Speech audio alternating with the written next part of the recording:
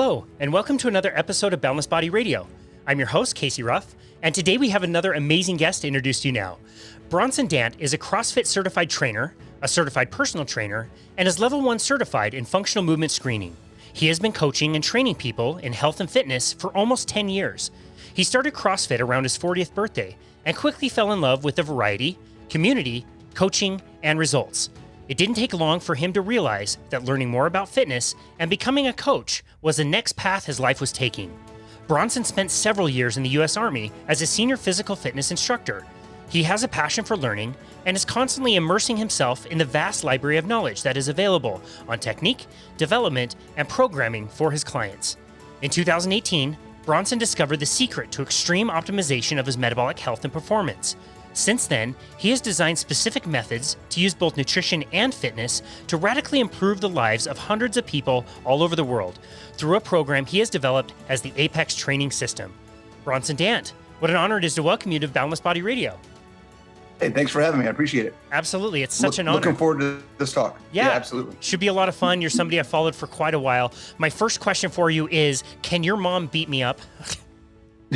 Probably. I know she scares me sometimes, but aren't all moms supposed to scare you? I mean, always. Does she ever use like your full name with the middle name and everything? Not anymore, but definitely in the past. Yeah. That's how I always knew I was in real trouble. You started training your mom not too long ago. Can you tell us what happened with that and how she's progressed over time? Yeah. So it's actually been a while. So it's been, she turned 68 this year. We started training when she was 60. So she's actually been my longest term client. I started personal training her, and just basically because she started out with the process, never having done anything fitness related before, because she had a bad osteoporosis diagnosis, right? So she went in for a checkup. They said, hey, you're pre-osteoporotic, your bones are falling apart. You need to do something about it. So she's like, help, I need help. What do I do? So we started working together, did some personal training. At the time it was starting a CrossFit gym. So, we got her into the gym and started doing some things there. She ended up becoming a member, and then just progressed and started falling in love with all of the aspects of CrossFit that had nothing to do with the fitness. But because of that, right, the community and the competition and the camaraderie and the variety of training, all the same things that I fell in love with CrossFit, all of those things kept her in the physical space of doing activity and working her muscles and doing strength training and increasing her metabolic performance. From there, she saw some improvement in her lean mass. She saw some improvement in bone density. And then we started talking about nutrition and getting into the nutrition side of things after I started doing carnivore. And now she's been carnivore for almost 3 years. And is doing fantastic with all of the things. So with her bone density, with her health, with body fat percentage, lean mass percentage, everything. Wow. That's so cool. What a cool story and such a cool thing you must be so proud of to be able to help your mom after all this time. I think without your help or, a fitness professional's help, she might have just been told to like drink more milk or something and not really realize how important strength training is for the structure of the bone. Absolutely. There's a lot of things that she's a very research oriented person. So she would go and research stuff. And I get messages from her even to this day. Like I've been working with her for 8 years and she still sends me like, what about this? Is this something I need to worry about? And what about that? Is this something I need to worry about? And so she's she's a good example of a lot of the aspects that I think everyone should have in taking responsibility for your health and doing research. And, people don't realize that you probably know more if doing your own research about nutrition and fitness than your doctor does. Yeah. Right. So you've got to get out there and be your own advocate and get the information. It's out there. You just got to go find it. Yeah, that's right. It takes some effort, but especially in 2022, when we have so many resources available to us, even stuff like this, free podcasts you can listen to in your car, anytime, commuting for free. Like this is the way I learned all this stuff myself. Like it is out there and it is available. It might take some effort, but we live in a cool time and age where this stuff, you can't find it. You don't have to wait for your doctor to learn it or, wait for him not to tell you. Yes. Yeah, totally. I want to back up and talk a little bit about you and your life and your journey into fitness. Can you tell us a little bit about how you discovered fitness later on in life and how you decided to turn that into a career? Yeah. So I think rediscover fitness is really the word to use. So I was always athletic and active when I was younger. I was in the Army. When I got out of active duty and just kind of started living the regular normal life, that's when things kind of went downhill. There was I talk about identity all the time when I talked about this story, because I identified as the same person who graduated high school, lifted weights every day in high school, played soccer, was active and just did things, joined the Army, put on a bunch of muscle in the Army, was around 7% body fat for most of his, 20s. And then got married, had kids, got a desk job. And even in my mid to late 30s, when none of those things were true, that was still the picture I had of myself. My self-identity was still of someone who was active and in shape and fit. Even though none of it was actually true. Like there was a cognitive dissonance there about the reality versus how I saw myself. And a lot of people, I think, live in that space where they think they're one way and they have not realized how far from that they've actually gotten. My daughter took a picture of me at the beach. I saw what I looked like in that picture. And that was one of the things that was happening for me at the time that kind of made me realize that the reality of my life did not actually match the identity that I had. So I had to make a choice. Do I change my reality, or do I accept the reality and change my identity? And I was not comfortable with accepting the reality and changing my identity. I wanted to have the identity of someone who was fit and in shape and active and healthy. So I decided I had to change my reality. And that's where fitness, that's where that started. Gotcha. What did that look like at first? That must have been, not only a difficult decision, but probably difficult to get going when you had this image of yourself being super fit. You were probably starting out at a much lower, starting point than you were before. What was that process like? Yeah, absolutely. It was embarrassing. It was definitely humbling. And it's interesting. It actually started, I was on a cruise. So I looked at different programs. I forget the name of the program. I signed up for some like 12-week fitness nutrition program. It might've been a precision nutrition challenge or something like that. And I'd signed up for it right before it started, or right after it started. I went on a cruise for my 40th birthday. I hadn't turned 40 yet, but I was going on a cruise. On that cruise, I met a guy, Dominique Marici, who owns a gym in Florida near Miami, who I'm in the workout room on the boat on a treadmill or doing something. And I see this guy over there swinging dumbbells around. Like they must've been 100-pound dumbbells. He made them look like they weighed 5 pounds. And I'm like, what in the world is that guy doing?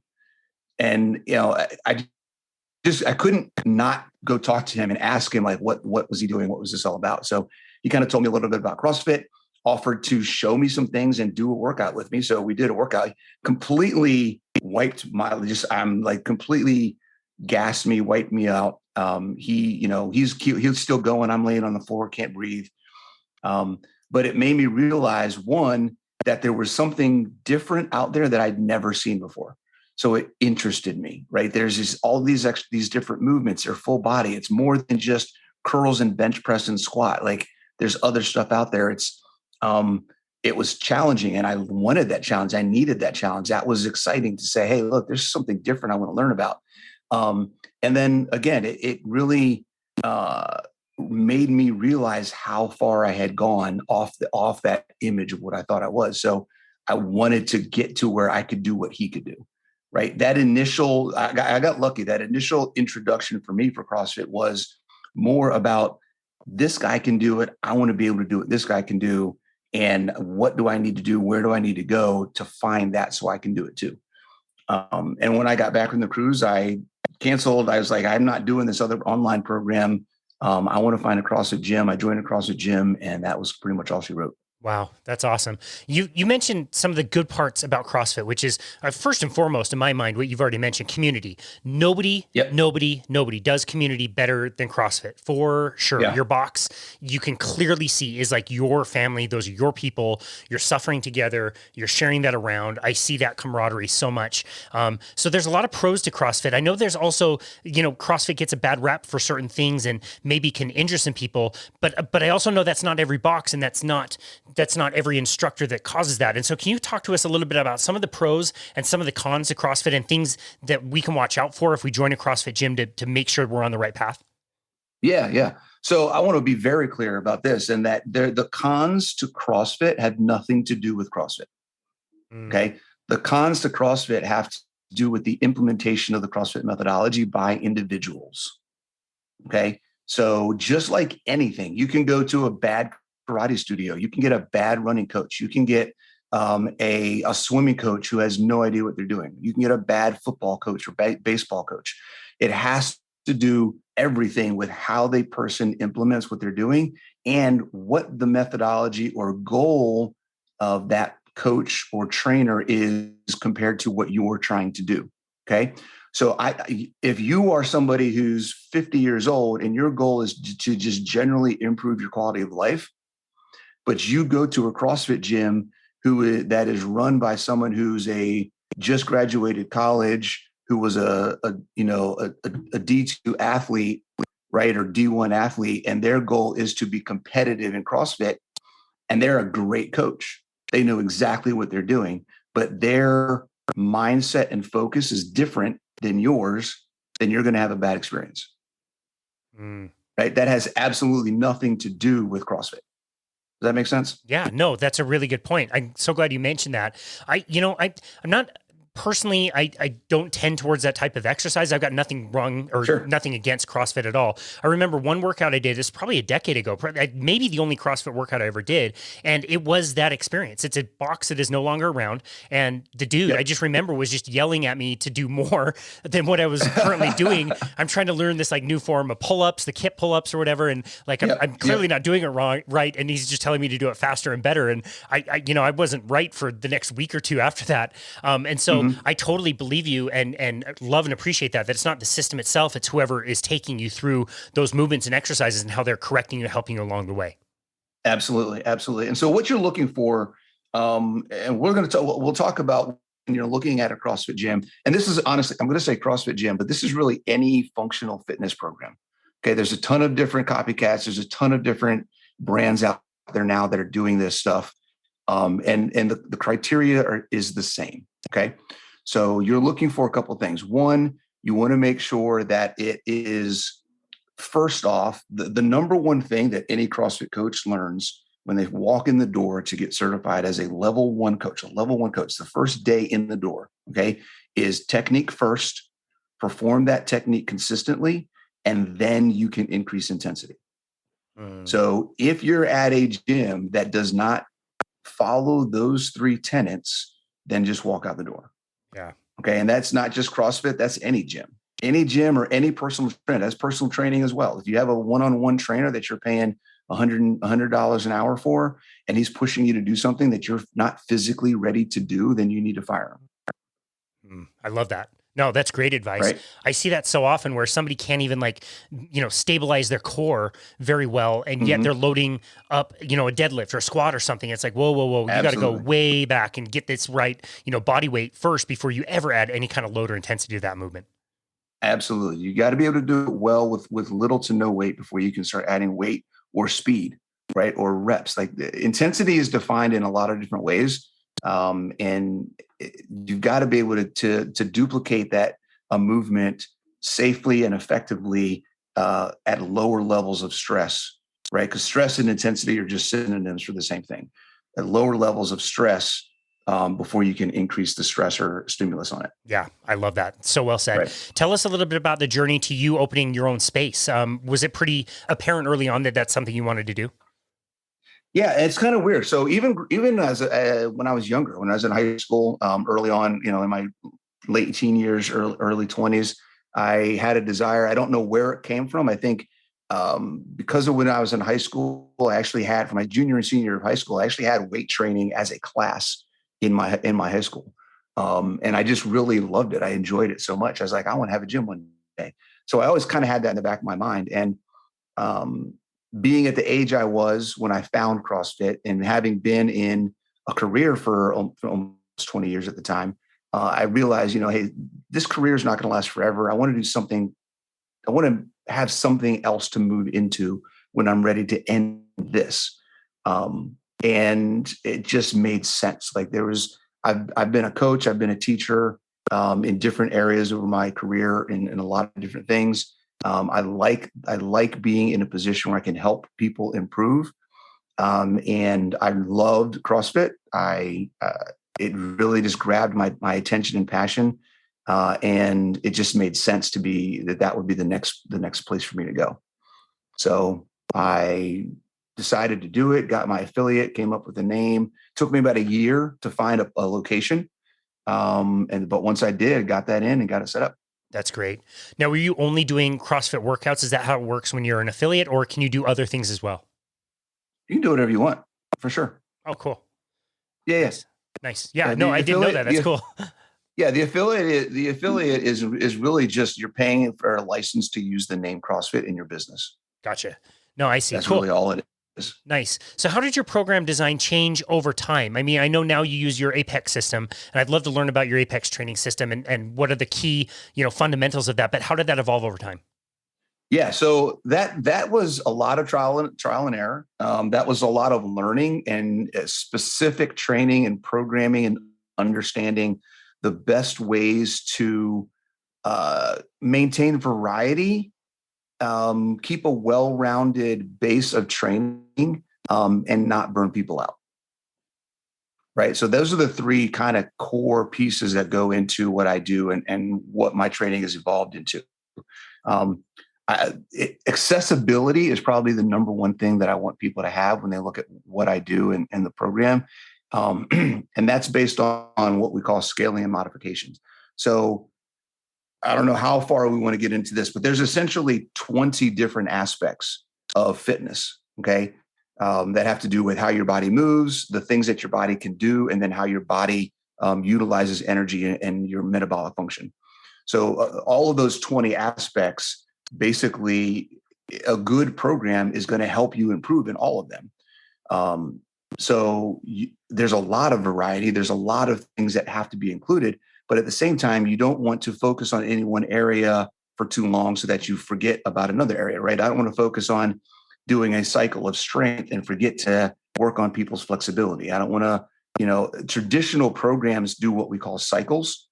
And I learned that while cycles can be good, when you're talking about people who are trying to get generally fit, and that's a very big distinction that I want to make clear, is that much of the traditional fitness mentality is built around athletes. And much of the training is built around periods of performance that are then evaluated, and then another period of performance and how to improve over those sections of time. General people like you and me who are just trying to be in shape, have a good quality of life, live their life, who don't have time to spend hours in the gym, but need improvement. Like as a normal person, you need improvement in your flexibility, your coordination, your balance, your stamina, your accuracy of movement, your strength, your speed, your power, your ability to process energy in fat, in carbs, in ATP. You need to be able to move in squatting and hinging and lunging and twisting and pushing and pull. Like there's so many aspects that we need to train in that we can't focus on any one thing. So the training has to be varied. And that's one of the keys to the program is it has to be varied. There has to be changes in what you're doing, and it has to be interesting. So you can't just do the same thing all the time. Otherwise people will fall off. So variation, scalability, and the ability to say, if I'm an expert, if I'm a beginner, if I've never seen anything before, there's a modification or there's a way that I can do these movements. So all of my exercises have modifications or scales. So if you've never seen this before, here's how you do it. If you've seen it before, but you can't do this piece, here's how you do it. If you know exactly what you're doing and you're able to do it with weight, here's how you do it. So there's a way for everybody to fit in. That's amazing.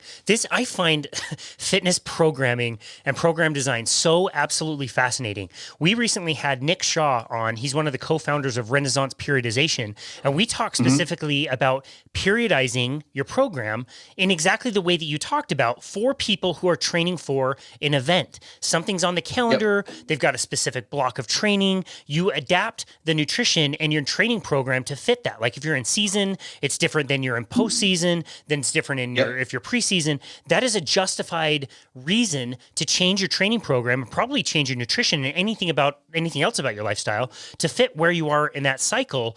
But what you're talking about is, again, like you and I, like I'm not training for anything. I'm training to, ride my bike to my client's house and go paddleboard and like walk around the neighborhood. There's not a specific event that I'm training for. There's no need really to periodize. That's when I think that generalization and that variety that you talked about can be so helpful. So I love that you made that point. Yes, absolutely. Because for us, every day is our event. So we have to be ready for whatever happens. And that's one of the core, again, go back to CrossFit. Being prepared for the unknown is one of the core things. You never know what's going to happen in a day. And you have to be ready for anything. So you can't train for any one thing. You have to train for everything. Yeah, I remember thinking that was one of the core tenets of CrossFit is that you might do an overhead press on Monday, but that doesn't mean you won't do an overhead press on Tuesday. And it also doesn't mean you might not do anything overhead for another week or so. You do have to be that jack of all trades and be really generalist and be able to do all things at any given time, just like life, right? Yeah. Yes. And there's a difference. So the definition of CrossFit,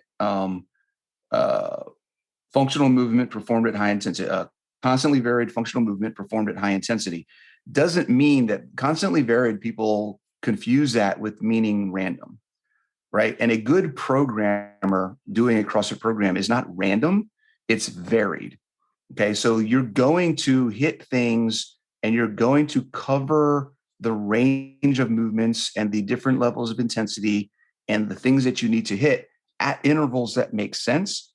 But they may not but they may not seem like it's not going to be a cycle like we're used to. It's not going to be like every Tuesday you're doing squats and every Friday you're doing deadlift and every Wednesday you're doing bench press within a range, because they have to balance it with your recovery. And that's one of the key factors that is really important in general physical fitness, which is what I consider CrossFit functional fitness, is the programming has to be balanced with a person's ability to recover. Right. So we figure if I do heavy squats on Monday, then I'm not going to program heavy squats on Tuesday or Thursday or Wednesday. Right. But I may program light squats or a variation of some squats or speed dynamic work that has squats in it on Thursday. Right. So it's a similar movement pattern, but it's a different muscular and metabolic stimulus. So the variations in the way that you can mix these things and put them all together is absolutely fascinating. And from a programming perspective, it's never boring.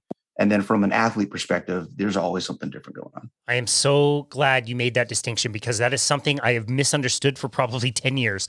I did think that all of CrossFit's program design was random, and thus you need to be ready for anything. What you're saying is there's variety and you can change up some of the variables. That doesn't mean you're doing the exact same thing back-to-back days just because that's randomly chosen. There is a method to picking different things, and you can provide a lot of variety, but just not doing the same metabolic systems, the same kind of heavy versus, high rep kind of thing, different intensities. You can vary all of those things purposely and still have variety without being random.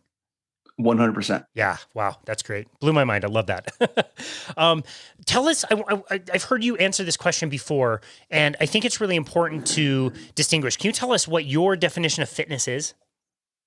Oh, but my definition of fitness is the ability to express your physical ability, your freedom through physical activity, right? So the ability to say, I am free. I live in a free country. I can do what I want to do. And I have the physical ability to do it. So that basically, fitness. Everything that I desire to do in my day fits into what I'm capable of doing. Absolutely. I have nothing in my life that my physical conditioning, my health, because this is the key about this thing, right? Is fitness and health are the same thing. They are not different. There is no distinction between I'm improving my health and I'm improving my fitness. They are both the same. The things that I can control about my health and my fitness are not limitations in my life. Mm. Yeah, I love that. That's a great definition. I know you work with, fitness is what we consider maybe like the exercise portion of things. I know that fitness is not the best definition of that. It also includes so many other things. But as you're weighing like the exercise portion of things versus the nutrition portion of things, how do you balance those two things out? They are equally important. Perfect. 50-50. That you can't do one without the other if you want to improve your quality of life. You can do one without the other if you're just worried about getting back to baseline. Okay, so nutrition, a lot of people start with nutrition. I did it backwards. I started with fitness. I'm a little bit odd. A lot of people start with nutrition and they lose weight and think that now they're healthy. What they don't realize is they're not unhealthy, right? But they are also not optimized. There's a difference between coming to baseline, which means lacking illness, and then being able to perform and protect and increase your longevity and quality of life, which is different. So nutrition, I like to break it down into two ways. When we talk about stress, right? We talk about inflammation all the time. Inflammation is the big buzzword, right? Reduce inflammation, you're going to feel better, you're going to be better, you're going to be healthier. Nutrition helps you reduce internal stress, right? It's more of a biological internal function that helps you reduce chronic stress on the systems within your body, right? Fitness, the fitness component of improving your health helps you reduce and manage external stress. So it's more about the external things, the physiology of your body and how your body can deal with external stresses. So you can improve your health and get to where internal stress is less. But if you don't do anything to address how your body handles external stress, you will still feel the impact internally and vice versa. If your internal stress is off, you're going to feel it in the external manifestations of that, and being tired and weak and all those other sorts of things. So they feed off of each other. You need to deal with both of them. Yeah, I love that. How has your understanding of nutrition changed over time? I know you said you do the carnivore diet, and so does your mom for the last few years. Oh my gosh. How has everything evolved in the last little while? Yeah. How much time do you have? As long as you like. I had a client call a couple of days ago, and the entire call was basically just explaining to him that everything. It was kind of crazy because he was talking about, talking to this guy. He's got all these issues he's dealing with gut issues and IBS and ulcers and all sorts of things. And throughout the conversation, he kept mentioning that one day he decided he was just going to eat a steak and he felt great. He didn't have any pain at all that day. And then a couple months later, he's like, I saw this guy on YouTube. He said he was just eating eggs. So I tried a day where I just ate eggs. I felt great. So he kept saying all these things and then going back and saying, but that can't be right. What about my cholesterol? What about vitamins? What about this? What about that? And I just kind of looked at him. I said, regardless of what you've been told and how we've all been educated over the years on what health food is, the definition of health food, eat the rainbow, you got to get your greens, blah, blah, blah, all that stuff. If you're eating it and it's not helping you get healthy, then it's not health food. That's probably the biggest thing that I've had to learn. And the biggest change is that just because modern society says something is so, if it doesn't do that for me, then it's not so. Yeah, it's super interesting. Over the last few years, coaching so many people who are trying to do the carnivore diet, it's almost like you're there just to give them permission. Like a lot of people already know, right. Just yes. Like this guy, like he knows he feels better. Like I eat a steak, I feel amazing. My symptoms get better. My energy goes up. My mental clarity and probably things like gratitude, spirituality, whatever else is improving. But I know that also my heart is going to blow up at some point. And so most of what I do with my people is like, no, I'm just giving you permission that you can follow this lead. You're going to be just fine, and just make sure that you're still feeling really well, because that's probably what's going to happen. Absolutely. 100%. 100%. Excellent. How long did it take for you to transition over to a carnivore diet? A day. I love it. I started, so I heard about it uh, late in April 2018, listened to some videos, read up on it a little bit, and then decided May 1st, 2018, I said, I'm just going to do this, and started doing it. So whatever meat we had in the house, that's what I ate. When that ran out, I went to the store and got more. And just I haven't gone back since. Yeah, you were 13 months ahead of me, so I'm a little jealous. What things did you notice immediately that felt better and let you know that this is the way you should be eating for life? I think the first thing was sleep. My sleep instantly, almost instantly got better. Before I realized that, so one of the reasons that I did it was because I had epic issues with my gut and my digestion. Within a few months, it was probably even sooner than a few months, but I didn't really realize it because I was in such a habit of living my life a certain way around my digestive issues, that it took me a while to realize, like, hey, I'm going through all these hoops and whistles, and trying to manage what could happen if I have to go to the bathroom somewhere. But I realized that none of it's ever happened. Like, I haven't had to. Wait a second, what's going on here? So, I had my digestive issues had basically ran my life, and I hadn't even realized how much they had until I didn't have to deal with it anymore. Yeah. And that was a couple to a few months. Wow. No, I've heard you describe that before. And that sounds, Yeah. It sounds not only awful, but like borderline traumatic, frankly. Right. Well, it is. It's frustrating too. Especially when you're with a partner, and every time we got to do something, they've got to wait for you to go to the bathroom once. And then you get in the car and you're like, nah, I'm going to go back in and try again. And then you're in the car and you're halfway there and you're like, crap, we got to stop. I go to the back. Like, it's really ridiculous. Absolutely. It's really ridiculous. Wow. No one should have to live that way. Yeah, that's so interesting. So over time, a lot of people would say that if you're eating carnivore, yes, you're getting plenty of protein, but without getting a sufficient amount of carbohydrates, you're not going to be able to build muscle, or your body's going to sacrifice protein for gluconeogenesis to produce the glucose that you need, even if it's a small amount. What has your experience been as far as muscle mass and carnivore diets, or muscle mass in relation to, having a zero carbohydrate intake? Yeah. So I don't... Anybody that says that you need carbs to build muscle I don't know. Honestly, I honestly don't know where that information came from, because even when I looked it up years ago, I couldn't find anything that says you need carbs to build muscle, because you don't. I mean, the only thing you need to build muscle is protein and proper stimulation of the muscle. So that's it. My experience, I've put on muscle over the past 4 years. I've improved my body composition. I've improved every single performance metric you can possibly think of, from range of motion to endurance to strength to stamina. I mean, every aspect of fitness that you can think of. We talked about the 20 different components of health and fitness. Every single one over the past 4 years has improved. Wow. So carbs are not. Here's the thing. Gluconeogenesis is a tool that your body uses when it needs something. So if you need to do something that is glycolytic, it will provide glycogen for you to do it. You don't have to eat carbs in order for that to happen. Yeah, that's right. And when it does that, it provides the exact precise amount that you need. It almost seems like the preferred way the body would do that to keep, blood sugar perfectly in control. Well, here's the other thing that people may not know is that ketogenesis feeds gluconeogenesis, right? So the byproducts of ketones, right, acetate, pyruvate, and lactate, actually feed into the Cori cycle and the Krebs cycle. So they help the body fuel itself besides just BHB.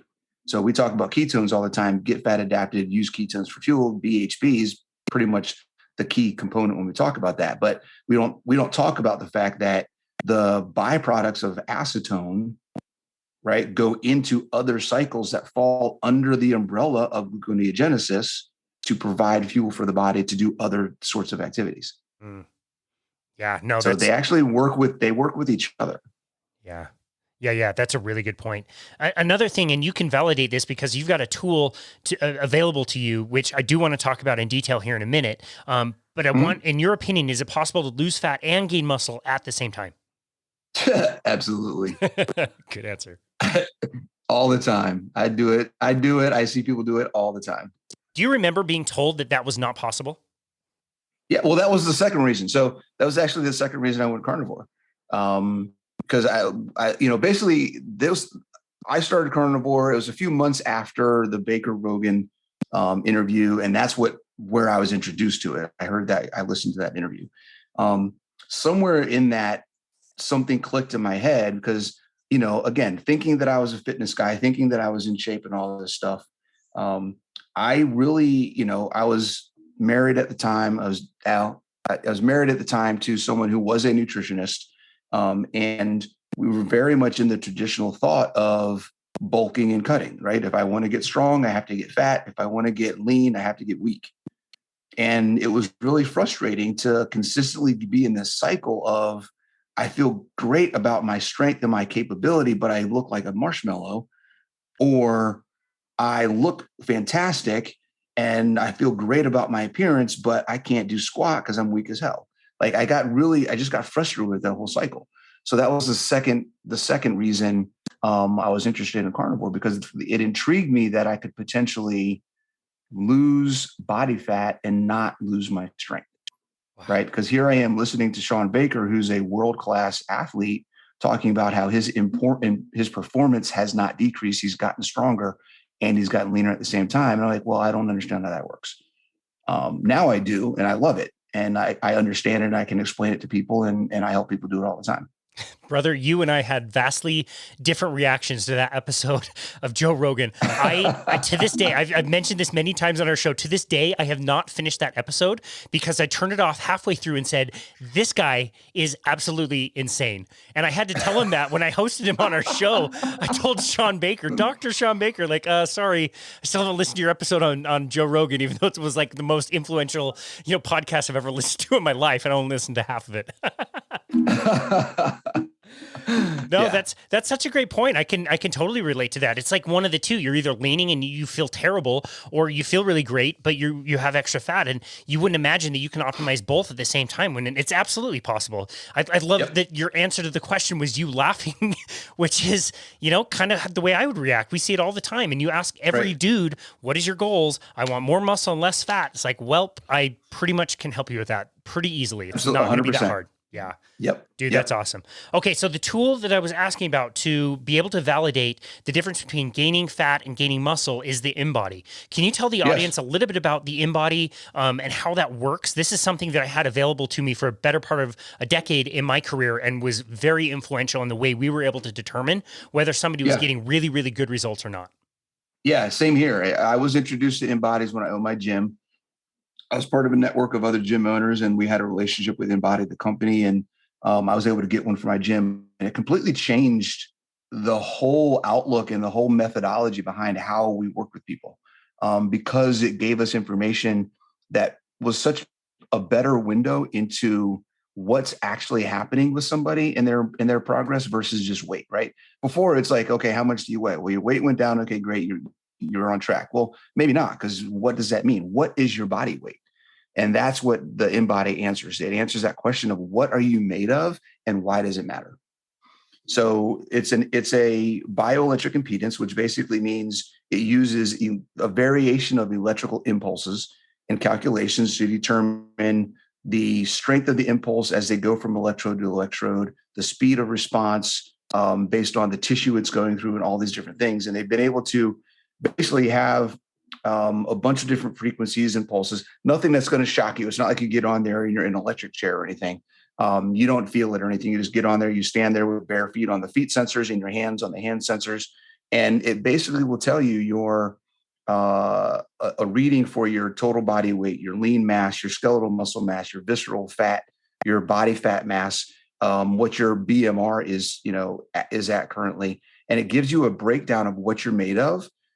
Because it's more important to understand if you're progressing in your overall health, where is your muscle mass versus your body fat, right? Body fat is the organ. It's a result of inflammation. Lean mass is a driver for your metabolic function. So if you can improve your lean mass, improve your muscle mass, then you know your metabolism is getting better.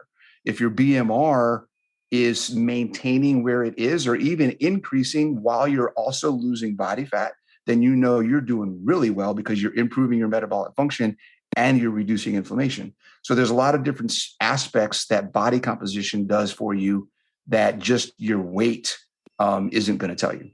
Yeah, that's right. I do have a two-part question for you. I know you're not affiliated with InBody per se, but I think you're a good enough expert you can answer the question. Why is InBody different than other scales that you find that use electrical impedance that are maybe less expensive? You know, you can find different home ones, and I know InBody offers a home one, and which frankly I would trust more than any of the others that I could purchase. What sets them apart for accuracy, and how can you ensure that you get the most accurate results when you're using an InBody? Yeah. As far as accuracy goes, I think most of them are all fairly close. The difference from what I understand with InBody is they use more frequencies. So it's like an 8 or 12 or 16. I think they're in the 14 or 16 range of how many different points of data they're pulling from. So that helps with their accuracy. Now, one thing for anybody to understand is that none of these things are 100% accurate. Okay. The only way to accurately tell this stuff is to go into like a chamber that's going to measure all your metabolic, things. And it just, we don't have that. It's not that you can go and do that just on any random day. This is a device that you can put into your house. And what it's doing is you want to look at trends. You're not looking at any specific day. So if you do it once a week or once every month, you look at it, every 4 weeks or every 3 months to kind of get a trend of what direction you're moving in. It's not going to be, well, I looked at it today and it said this, so that's what this means. If I look at it tomorrow, it may read a pound or a percent up or down, right? Because that you may have slept bad the night before. You may have eaten something you shouldn't have. You may not have worked out. You may have worked out. So there's a lot of different factors that go into that. So accuracy is important, but it's more important that whatever device you always use the same device and you always use it at the same time. Yeah. Right. The same conditions, under the same conditions. So that's number one. InBody as a company, we'll get back to how to make sure you get the best readings every time. InBody as a company, I think one of the reasons I really appreciate the company is because of all of the companies that I know, they're the only ones that are engaged in communities to help educate people on what body composition is and why it's important, right? There's a ton of other companies out there. They sell their stuff on Amazon, and that's all you ever hear from them, right? InBody is active in working on studies. If you look at most of the major studies that are published on, MDPS or NIH or any of the places you want to go look at a scientific study, most of the ones that are focused on body composition, skeletal muscle mass, body fat percentage, things like that, most of these medical and educational institutions that are doing these studies are using InBody devices because InBody is active in those realms to provide the best data possible, right? You don't see other brands in there. When you look at the keto community, InBody is getting into the keto community. They're trying to do a lot of things. I'm an affiliate with them. Dr. Lyons, there's a bunch of people that have a relationship with them because they're realizing that people that are in the keto space are right now probably one of the most active communities in trying to understand what true health is really all about. And they want to be part of that. So I think from a company perspective, I really appreciate what they're doing because they're actually involved in communities and trying to help people. Wow. Yeah, that's such a great point. Which is very different than a lot of the other companies. They're just other companies just trying to sell product. I think InBody is actually trying to make a difference. Yeah, I love that. And I can tell you, like if I was, preaching what I was taught as a nutrition coach, lots of meals, lots of whole grains, lots of fruits and vegetables, I would rather take the scale to show that I can make you lose weight in the short term. Sure. But doing low carb or carnivore, I prefer the body comp, because your weight may not change as much as you think, but your body's going to be completely different. And I can show you objective measurements that you have not only less pounds of fat on your body than when you started, but you have more pounds of muscle on your body than when you started. And your body fat percentage 100%. you can show is going down. You can show, intracellular and extracellular water numbers changing, usually in people's favor. And I would say, if somebody was weighing in maybe once a week or once every other week, as long as they were doing it the same day, same time, under the same conditions, I would say maybe like 1 in 10 measurements would be like, it would lead me to ask some questions of the person. Like, was your eating off? Did you not sleep well? Like you mentioned, was your stress a little wonky this week? Did something change? And sometimes we could explain it and sometimes we couldn't. And we might have to throw out one measurement. But other than that, I would say it tracked extremely consistently for all intents and purposes and definitely showed those trend lines, which I couldn't agree with you more, is exactly what is so important to show somebody. Yeah, absolutely. Trends matter. And it's really important, like you said, to do it under the same conditions every time. So if you're going to get a home device, right, then you want to make sure that you're getting, I have one. I love it. I get on it probably once every 2 weeks. If you're going to get up in the morning and do it first thing in the morning, don't get right out of bed and go to the scale. Get up in the morning, go turn your coffee on, right? Go to the bathroom, get your clothes ready for the day. Take about 15 or 20 minutes to kind of just wake yourself up and walk around and do some stuff. Get your body awake. Get out of that parasympathetic and get into the sympathetic a little bit, and then go get on your scale. Right? Don't drink anything. Don't do anything like that. Just if you have to go to the bathroom, but don't drink your coffee yet. Get it started, and then go get on your scale. And that's what you want to do every single time, right? So you don't want to be just worked out. You don't want to have just worked out. So if you work out, wait about 2 hours. You don't want to have just woken up. If you just wake up, wait about 20 minutes or so. Get yourself awake. You don't want to have just drank or eaten anything. So if you drink or eat something, wait about an hour and a half, 2 hours. Yep. So you want to make sure that whatever conditions you put yourself under, you do it the same way in the same time every single time. Yeah, I love that. And couldn't agree more. We found the same as far as the results that we were seeing testing our people. The company that we worked for would do temporary weight loss challenges. They started as 3-month challenges, and I think the compliance was pretty low on people completing the challenge. So they reduced it to 60 days. And we would do these challenges and try to weigh people in, and we give people meal plans and shopping lists and all the classic stuff, the whole grains and the vegetables, and basically just go to the store and buy all the food that you're going to throw away at the end of the week and spend, hours and hours meal prepping, and you're not going to eat it. Let's be honest. And you're going to quit the program, and we all know what's going to happen there. And we learned over time by doing low carbohydrate that we were able to get people at a much higher compliance actually lose fat, and we could show it using those scales. And so all we started doing with anybody who signed up for us was we would just give them different meal plans. We'd say, ignore the ones the company's giving you. We're going to give you some specific low carbohydrate meal plans. Follow these, find the recipes you like, just see what happens. And by using that scale, we were able to show that a whole slew of people got tremendous results as far as losing fat over the course of time. And after doing contest after contest after contest, we were able to get data from over 100 people, which isn't a randomized controlled trial, but it was pretty compelling and it was fun to do. And I understand that you're doing something really similar. Can you explain the challenge that you're doing currently and how you're using the InBody and other data points to validate the results?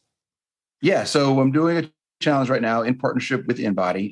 They actually donated devices to people, the home version of their device to people to do further study. We're doing an 8-week challenge, basically getting people to start doing my protocol for keto, what I consider a baseline for keto, which is more protein focused than it is fat focused, and introducing and including 3 to 5 days of functional fitness every day. So they're also doing my fitness program. So between the two of those things, we're tracking body composition weekly for 8 weeks. The participants are logging their macros every day for the 8 weeks. And then at the end, we're expecting to have a bunch of data points that we can start pulling some things. And the expectation, obviously, is that it will be good and that we'll have a lot of lean mass gained or maintained and a lot of body fat loss and a lot of metabolic improvements that we can track with body composition, as well as going into the data for the fitness app, because everything I have for the fitness is tracked and logged in the app. So I'll have to do some digging on the data analytics within the app that I use and the workouts that people log. and look at strength improvements, endurance improvements, and all those types of things. We can correlate all this stuff together and come up with some kind of report that shows the benefit of going low carb and functional fitness combined. Oh, man, I love that. Can you go into a little bit more detail about the nutrition side of things? It's low carbohydrate. Are you, recommending specific meals? Is it based on calories? Are you looking at certain macros or a certain number of grams of protein per day per person? Like what things are you focused on there? Yep. So my protocol basically where I start people off is 1-to-1. So we look at your lean mass. This is another reason why the body composition is important, because I need to know what your lean mass is to give you your macros. So your lean mass is basically your body fat, your body weight minus whatever your fat weighs. So if you weigh 200 pounds and you are 20% body fat and you have 40 pounds of fat, your lean mass is 160 pounds. So that's how much protein in grams you're going to eat. And that's how we kind of started off with. So it's 1 pound of lean mass to 1 gram of protein. That's the first 1-to-1. And that's your starting point. The other 1-to-1 is you don't want your fuel calories, because fuel calories are the ones that matter when it comes to body composition and fat loss, not all calories. Total calories and fuel calories are different. Fuel calories, fat and carbs don't want to go over that lean body mass number in grams. So if your number is 160, then you want to keep the combination. And because we're going low carb, we're not going to go over 25 grams of carbs. So whatever's left can be fat. Gotcha. It seems like taking almost like a Ted Naiman approach with the PE diet, where protein is kind of fixed based on your lean body mass. Your energy, regardless of where it comes from, carbs or fat, has to be below a certain threshold. But really, if we're leaning towards low carb, let's keep the carbs controlled, and the rest can come from fat as long as you're feeling hungry and feel like you can take on more calories. Absolutely. Dude, that's great. Very much. It's very similar to PE. And I was coming, the PE stuff, I'm friends with Marty Kendall. I've not actually met or talked to Dr. Naiman, but he's been very influential in the stuff that I've come up with for my protocols. But then there's some other people that along the way, just kind of learning and figuring this stuff out. It makes sense that if you're trying to enhance your metabolism, then you want to prioritize the things that drive your metabolism, and that's protein. Yeah. If you're trying to decrease excess fuel, then you don't want to prioritize excess fuel. Interesting. Which is where a lot of people in keto get it backwards. Yeah. Totally agree. On the fitness side, I know you said you'll need to go into your app, which I've seen your app. It's absolutely amazing. You did a really nice job with that. And I think the level of coaching that you offer is really unique from a lot of the fitness apps that I've seen. So I really love and appreciate that. But you said you'd have to go back and look through some of the data. What are you looking for specifically? Do you suppose you'll be looking at, I guess, at the end of the study? What kind of metrics do you think you'll be able to look at and see improvement in? Yeah, so a little bit of everything. We're going to be looking at strength. Basically, there's progressions through the whole thing, but there's going to be at the beginning and at the end, there's some benchmark workouts that will have a variation of. It's very similar. It's a functional fitness structure. Because I wanted to try to duplicate the atmosphere and the experience of a CrossFit gym virtually. So the workouts are similar. It's functional fitness. There's a chat and there's a group and community within the app. So you can talk to and interact with other people that are in the program at the same time. And then there's a leaderboard, like it's all there. So you have basically it's a virtual community that you have access to. But at the beginning and at the end of the 8-week challenge, there's a set of workouts that I'll be able to look at and compare the differences from week 1 to week 8. Right, on speed, on weight used, on number of reps completed, and things like that. So I'll be able to quantify a little bit on what things improved across the board. Nice. Oh, that's great. It would also be interesting. I know both of us use the FMS or functional movement screen to determine like proper movement. It would also be interesting to assess that, beginning and end of a contest like that, to see if people are actually moving better after having, less inflammatory diet and doing proper exercise. It'd be an interesting thing to throw in there as well. I don't know if you'd see as much of a change in that, but do you have any thoughts around that? Yeah, probably not for this or most virtual ones, because it's really hard to evaluate movement when you have dozens of people and you're not face to face with them. I would love if there was a way to do that. I just have not been able to figure out a really good way to get good movement evaluations remotely. Yeah, gotcha. I've tried it a few times and we offer it on our website, but it does take creativity and it's definitely not as precise. I mean, one of the movements is the hurdle step where you're asking somebody to step over a hurdle of a certain height. And virtually I have to kind of eyeball it and do the best I can. And it's definitely not the most accurate. It gives you an idea, but it's definitely not the same as doing a functional movement screen in person for sure. No, not at all. Very, very limited. What do you suppose the compliance will be? I think a lot of these contests have such a low compliance, like people quit after a few weeks, when they stall or they don't feel like they're getting the best results. What do you expect, or what have you seen so far as compliance, people sticking with the program? So far, compliance looks pretty good. I have not pulled numbers recently to kind of see how many people are logging every day and things like that. But the feedback that we're getting, because it's a very engaged group, and the way that we're doing it, right? So not only is there community within the app from the workouts, but we have a private Facebook group that we're trying to keep people engaged in. But I think compliance, it's also a small group. So we've only got 32 women that are doing it. As we grow and if we expand it to something else, that may change. And I would expect that the bigger we get, those compliance numbers will probably change. But I hope not too much. Yeah, no, that's amazing. As we were doing like the first time we really tracked this, put everything in Excel, and we were like really diligent about following up with our people. It was like you saw the first few weeks and you were like, wow, that's pretty good. And then you saw the next few weeks and like, holy shit, like this is amazing. And then, you finished the first one, and you're like, I could not believe some of the numbers that you could get somebody to lose that much weight and almost pure fat all the time. After you'd done like 2 or 3 or 4 of these, you knew what was going to happen. Like if you just got people to follow some really basic things, you could already like predict what was going on. And I know you kind of already alluded to this already, but I'm curious to know specifically, what is your hypothesis? What do you believe you are going to see specifically with these people? Yeah, the three things that I'm looking for, that I'm expecting, we'll see if it happens, I think it will, is that body fat mass and body fat percentage will be decreased, that lean mass will at a minimum be maintained, but most likely increase, and that BMRs will also maintain and potentially increase. That's the Holy Grail. That's everything. Right. Increased metabolism, more muscle mass, less fat. What more do you want? Yep. That's it. Wow. That's amazing. I am so curious to see how this turns out. I know you were just on the Rivero podcast recently to talk about this, and they invited you back on later on to see how things have gone. And I'm going to give you the same invite. I would love to follow up when you're all done with that experiment to see how things went. We can maybe even attach it to this episode. I think it'd be absolutely fascinating. So cool, man. I love seeing people out there being really innovative and finding the best ways to deliver these workouts and programs to people and really validating it scientifically to show that, yes, this can be done. Yes, this is repeatable. This might not be, again, a randomized controlled trial, but this is a damn good, assessment of a bunch of people getting the same results. And why wouldn't people pay attention to this? Because it is extremely successful. Amazing. Absolutely. So cool. That's great. Tell us a little about the programs you offer online on your website. So I do coaching, but that's not my focus.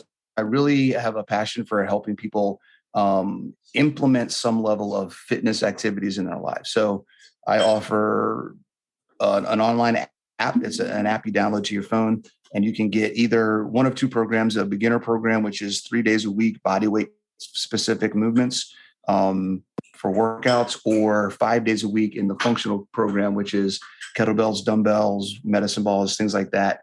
Where you can do them at home, you can do them at the gym, wherever. But it's just a solution for people to have to do some workouts, get a community, other people that are going through the same thing. It's the only keto carnivore program like this.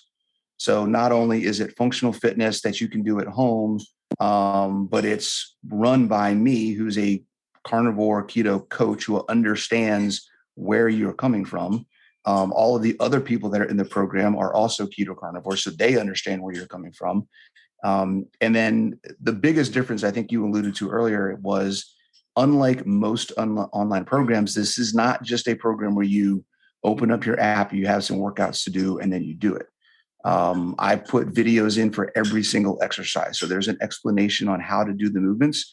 There's detailed description on what modifications and options you have if you can't do it the way that it's prescribed. There's also a chat feature where you can ask questions and I will respond directly to your question about any modifications, changes, or how to understand what the workouts are. So I want everyone to not only get that CrossFit experience, to get that community experience, to get the functional, well-rounded programming, but I also want them to feel like when you are using my app, you have a coach who's there to help you. That's fantastic. Like I said, I think that's so unique in fitness apps. I see a lot of them and some of them are better than others, but I really appreciate the individualized one-on-one coaching, especially in that context. Like you said, it's so important to have somebody that understands what you're doing nutritionally, because I do see people who are getting workout programs for people who are then saying like, oh yeah, you're going to die if you do carnivore. So I really need you to mix in, more vegetables, more rice, more lean chicken breast. And it goes, It just confuses people. And they found something like the guy you were talking about earlier, they found something that makes them feel better, but somebody they trust who's giving them workout programs is now telling them they can't do that when that's absolutely not true.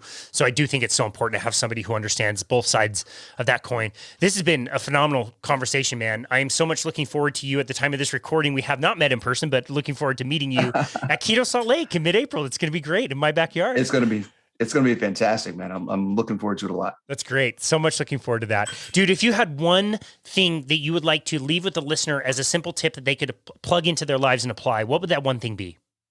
Prioritize protein and build muscle. Perfect. Perfect. You couldn't have said it better. I love that. Bronson Dant, where can people find you and connect with you and your work? Yeah. My website is theapextrainingsystem.com. You can find me on YouTube at Ultimate Ketogenic Fitness. And I'm on Instagram at coach_Bronson_keto. Awesome. We will link to all of that in the show notes. I am so jacked up right now. I'm going to go eat a steak and go Jean-Claude Van Damme a tree or something, man. You got me all kinds of excited. I'm so excited for, this project that you're doing with InBody. I'm so excited to see the results. I think both you and I know how that's going to turn out, but it'll be very interesting to see all the data at the very end. Bronson Dant, thank you so very much for all of your work, everything that you've learned along the way, the challenges that you've overcome, and your willingness to share your message and to create community around fitness and nutrition. I think it's a wonderful approach. So much looking forward to meeting you and hearing from you at Keto Salt Lake. And thank you so much for all of your work and your time here on our show today. We really appreciate you. Hey, I really appreciate it. Thanks a lot for having me on, Casey. And I wanted to do this as well. Is you will be the first platform that I'm putting this out there on. Since you just said sharing my experience, I actually have a book in the works. Hey, all right. So I like you said at the beginning in the intro, I've been doing this for over 12 years. 10 years, almost 12 years now, actually. And all of the things that I've learned, all of the things that I thought I knew have been completely blown up, right? So I had to relearn everything I thought I knew about health and fitness, and I'm putting everything in the book. Wow, that's amazing. We will absolutely look forward to that. You heard it here first on Boundless Body Radio. Story broken. So appreciate the time, man. That's awesome. Thank you so very much. We really appreciate it. All right, take it easy. You too. And this has been another episode of Boundless Body Radio.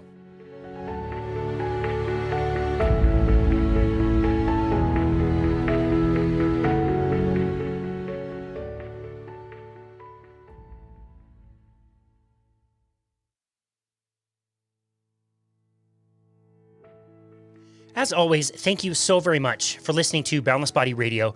It's really inspiring and amazing to see some of the reviews that we have been getting, and also to receive so many messages and emails about how these episodes have improved our listeners' lives. And so thank you so very much. We are so happy to bring these episodes to you and provide them for free. And we really hope that they help you in your life. We have just passed 2 major milestones, which is absolutely mind-blowing to me. And basically, we did both of these in pretty much the exact same day. We have just passed 100,000 downloads worldwide of Boundless Body Radio, and we have just launched our 250th episode, which is absolutely amazing. Like I said, I never imagined we could reach that many people. We always want to keep you updated on things that we're doing on our website. So if you go to myboundlessbody.com, you can always see what we're up to. This month, we have a link that you can go and schedule a functional movement screen, which we do virtually over Zoom. A functional movement screen is a series of 7 different movements and 3 different clearing tests, which is designed to find weak links dynamics in the body, such as muscle imbalances and joint stability issues. It's a really great tool for discovering inefficient movement, and even if you're not experiencing pain in certain areas of your body, it's something that can prevent injury later on. Some muscles need to be stretched, some need to be strengthened, and we can help you create a plan around that so that you can stay healthy and continue to move well for the rest of your life. So again, you can go and schedule that at myboundlessbody.com. You will also see the other services that we offer. You can always schedule a complimentary 30-minute consultation with us to really chat about anything that you like. And remember, if you are enjoying Boundless Body Radio, please take a minute, give us a rating or review on Apple. It really helps get this passion project out to other people. And thank you again for tuning into Boundless Body Radio.